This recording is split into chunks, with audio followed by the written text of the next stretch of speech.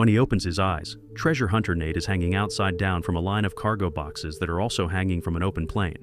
He makes his way up as he fights off various mercenaries and manages to climb into the plane again, but as soon as he gets inside, a red car pushes him back out. As he falls to his death, a hand grabs his just in time, which matches a small adventure Nate had when he was a boy.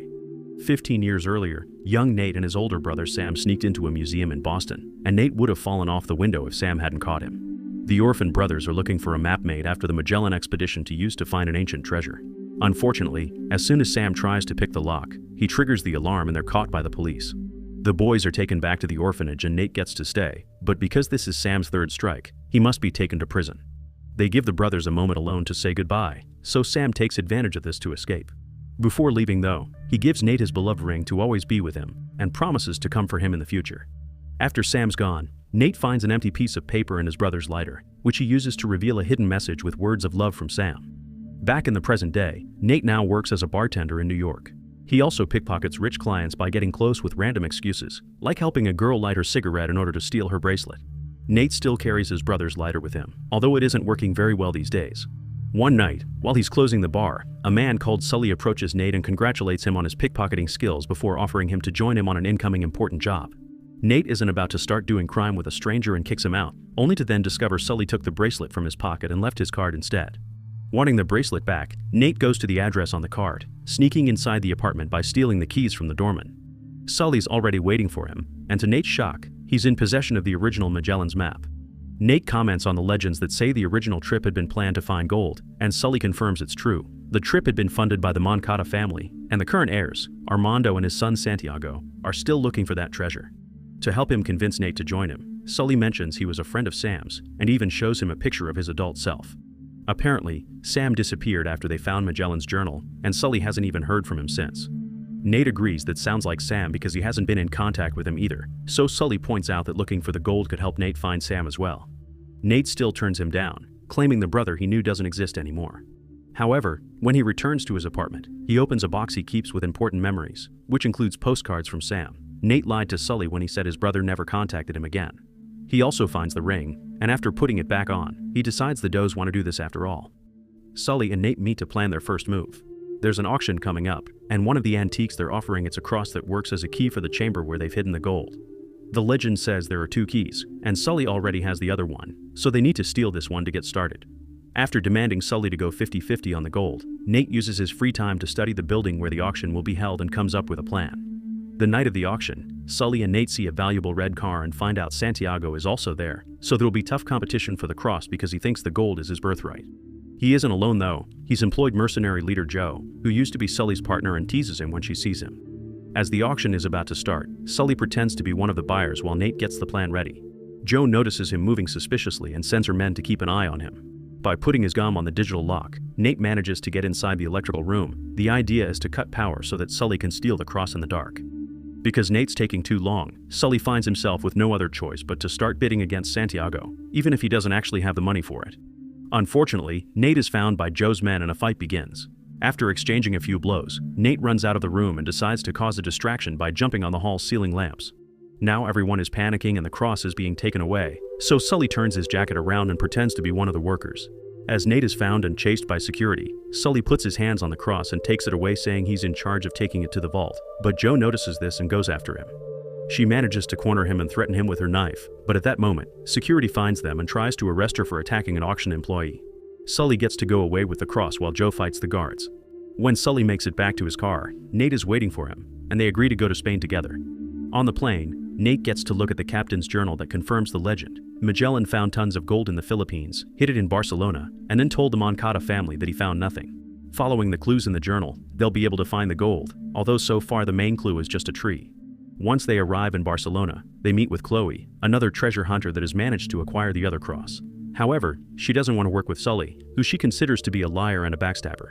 After she leaves, Nate discovers she took their cross with her and chases her through the streets of Barcelona. Chloe is faster though, and she makes it to her car, ready to escape. Nate and Sully don't give up and convince her to stay by pointing out she may have the crosses but they have the journal, so they're the only ones that know where to go next. Now they're all working together. Nate takes them to the place indicated by the clue. It's not an actual tree, it refers to a church that has pine as part of the name and a tree as its logo. Meanwhile, Santiago confronts his dad. Armando has appeared on the news saying he'll give away his fortune, and he confesses the reason for this is that their money is dipped in blood. Unable to make him change his mind, Santiago leaves and goes to see Joe to order her to keep an eye on Sully because he's been seen around town. Back to the team, they're taking a break before jumping on the next part of the plan. While Nate is in the kitchen, Chloe tells Sully she's guessed Nate is Sam's brother and demands that Sully tell him the truth of what happened, but Sully just says he'll do it when the time is right.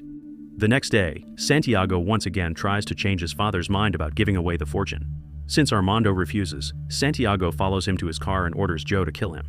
When night falls, the team enters the church pretending to be tourists, and Nate is shocked to find the postcards they sell there match one of Sam's. Following the symbols and words carved on the floor and walls, the trio finds a secret button that Nate presses to open a hidden painting behind a Mary statue.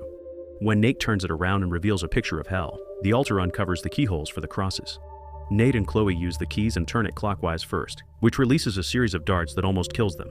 Thankfully, they dodge just in time and try clockwise next, which finally gives them access to a hidden tunnel. The journal says one must stay up in heaven and the other down in hell, so Nate and Chloe enter the tunnel with one of the crosses while Sully stays outside with the other. In order for Sully to know where he needs to go next, Nate puts a tracker on his phone. Now Sully can follow their movements, unaware that Joe is following him too. Nate and Chloe follow a mysterious tunnel that eventually takes them to a nightclub, and Joe's men are there too. By pretending to be a couple dancing, the duo crosses the room and makes it to the bar, where Nate tries to start a fire with Sam's lighter. It fails again, so Chloe starts it for him, and now they have the distraction they need to work on the puzzle carved on the wall behind the bar. Joe's men find them anyway, causing Nate to get in a fight with them until Chloe finally finds another keyhole that she opens with the cross. A new secret tunnel appears in front of them and the duo gets to escape right before it closes again, leaving Joe's men behind. Following this tunnel takes the duo to a secret door under a fountain, and when they use the key on it, the room begins filling with water. Sully needs to use the cross on the hole above the ground to save them, but the keyhole is behind thick protective glass. While he begins working on breaking the glass, Joe shows up to steal the cross and a fight ensues. At first, it seems Joe has the upper hand, but with one quick movement, Sully turns the tables and throws Joe against the glass, finally breaking it. Then, Sully puts the cross on the keyhole and opens the secret door so the duo can escape, but only Nate comes out. When he notices Chloe has passed out underwater, Nate goes back for her, and once they're both out, Chloe is shocked to see she's been helped instead of backstabbed. This door takes them to a Roman antechamber, where Nate uses his lighter to light up a torch, although it takes him a few tries. This chamber is underground as well, and Sully can see them through a drainage grill on the street. He also finds a symbol carved on a rock that indicates both keys must go together to open the next door. Thus Sully throws the key he has through the grill so it can reach the duo. Nate puts the crosses together and manages to open another mysterious door that takes them to a Roman storehouse. There are 3 giant urns in it, and for a moment the team thinks they've found the gold, but actually, the urns are full of salt. As they inspect them, the urns suddenly break, which allows them to find a map among the salt. Nate takes note of a route that goes from Spain to the East Indies, but before he can discuss the possibilities, Chloe takes out her gun and demands that he hands the map to her. Nate tries to make a deal with her, but Chloe just tells him he doesn't know the full story of what happened to Sam before knocking him out and running away with the map. Moments later, Sully wakes Nate up, and Nate demands to know the truth. Sully explains Sam didn't ghost him, he's just gone. They had reached the captain's tomb together and found the journal, but on their way out, they were attacked by Joe and her men, and Sam got shot.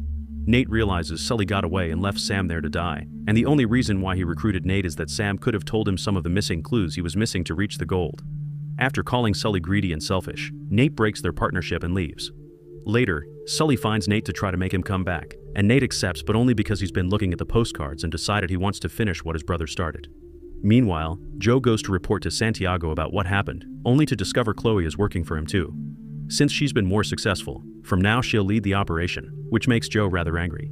Santiago and his team get things ready at his private airport, including his beloved red car, which Nate and Sully take advantage of to sneak inside by hiding in the trunk. After looking at the map and deciding their trajectory, Santiago offers a speech about how his family had been betrayed and how he will restore their honor, but Joe interrupts him by killing him.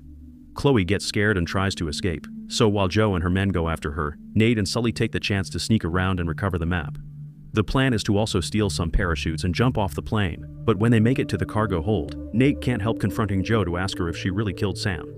Sully jumps away with the parachute as Nate finds himself in a fight with the men while the cargo is pushed off the plane, taking us to the beginning of the story. Joe's men find Chloe and engage her in a gunfight, which would make her difficult for her to escape by parachute as well. Instead, she decides to get inside the car and drive it off the plane, so when Nate climbs back inside, it's Chloe that pushes him out again. But she's also the one to grab his hand and guide him to one of the falling cargo boxes, dropping on top of it and opening its parachute, which allows them to safely land in the middle of the sea. The duo drifts around for a while until eventually, the waves take them to the Philippines, where they check in a hotel using Sully's credit card. Chloe prints a map that follows the same dimensions as the real one, and using Sam's postcards, Nate realizes the map doesn't pinpoint the exact spot to find the treasure. Sully was right, Sam did try to leave Nate the last clue, so Nate and Chloe spend the night trying to decipher his messages. Chloe gets tired after a while and goes to bed, but Nate refuses to give up, and this turns out to go in his favor because he realizes he hasn't used the oldest trick in Sam's book. Since the lighter still won't work, Nate uses a candle to reveal a secret message on a postcard telling him to use the crosses as a compass. Nate does exactly that and finally discovers the location of the gold, writing the coordinates on a piece of paper before going to bed too. The next morning, Joe and her men arrive at the area while Chloe wakes up first and finds the paper with the coordinates. She decides to take the note with her and leave Nate behind, but when Nate wakes up alone he isn't worried because she left the wrong coordinates on purpose, already guessing Chloe would betray him. Nate takes a motorboat to the cave indicated by the coordinates, unaware that Joe sees him from afar while looking around the wrong place. Inside this cave, Nate takes a swim to go through an underwater tunnel and comes out inside another cave where both of Magellan's ships have been hidden all these years. As Nate finds the gold inside, Sully shows up in the cave as well, thanks to the tracker he still has in his phone. He tells Nate that Sam would be proud of him, but before they can discuss things any further, Joe and her men show up, so the duo hides inside a secret compartment. With the help of 2 helicopters, Joe's crew airlifts the entire ship through a hole on top of the cave, so Nate and Sully come out of their hiding spot to grab as much gold as possible together with a dagger and a sword to defend themselves. Then, they go upstairs and fight the crew until they throw every man off the ship. Now Sully can climb up the chains that are holding the ship and reach the helicopter, where he pushes off the men he finds and takes over the control to fly away from Joe, who is on the other ship. Joe orders her pilot to follow Sully, causing her ship to hit the other. Her men jump into Nate's ship and begin a fight, thus Nate beats them up and gets to steal some guns from them. He also finds some gunpowder lying around. Sully guides the helicopter through a narrow passage between cliffs to lose the chasers, but Joe is waiting for him at the other end, so he has to pull a very risky maneuver not crash against them. But this is only a temporary dodge. Joe and her ship are still coming after them, inspiring Nate to take extreme measures. Using the gunpowder he found, Nate puts a ball inside the ship's cannon and after a few failed tries, he manages to make Sam's lighter work and fires the cannon at the other helicopter. Joe jumps off the ship before it crashes against a hill with the helicopter on fire. Nate and Sully think they've won, but it turns out Joe has jumped onto their ship and is now releasing the anchor to keep them from escaping. It's obvious that the ship won't hold for long, and Joe and Nate exchange a few blows before Nate begins climbing the chains to reach the helicopter. Seeing Joe is coming after Nate, Sully decides to finally change his ways and sacrifices his bag of gold by throwing it at Joe, causing her to fall into the ocean. Then, Sully helps Nate into the helicopter right before the chains finally break and the ship falls on top of Joe, killing her. The ship gets to float for a few seconds before it begins sinking, and Nate figures they can dive for treasure later, but this won't be possible. The Philippine naval units are approaching, so the treasure will end up in hands of their government. As the duo flies away, Sully laughs when he sees Chloe trying to follow them on a motorboat, but he also laments the lack of treasure. However, Nate surprises him by showing him the gold he's managed to hide in his pants. Meanwhile, in a prison in the middle of nowhere, Sam writes Nate another postcard telling him to watch his back. Months later, Nate meets with an agent working for a man named Roman, who is interested in his ring and wants to exchange it for a Nazi map. The agent tries to betray Nate by taking both the ring and the map, but Sully shows up and creates a distraction so Nate can recover both items. As the duo leaves together, they're caught by an unseen person. Make sure to subscribe.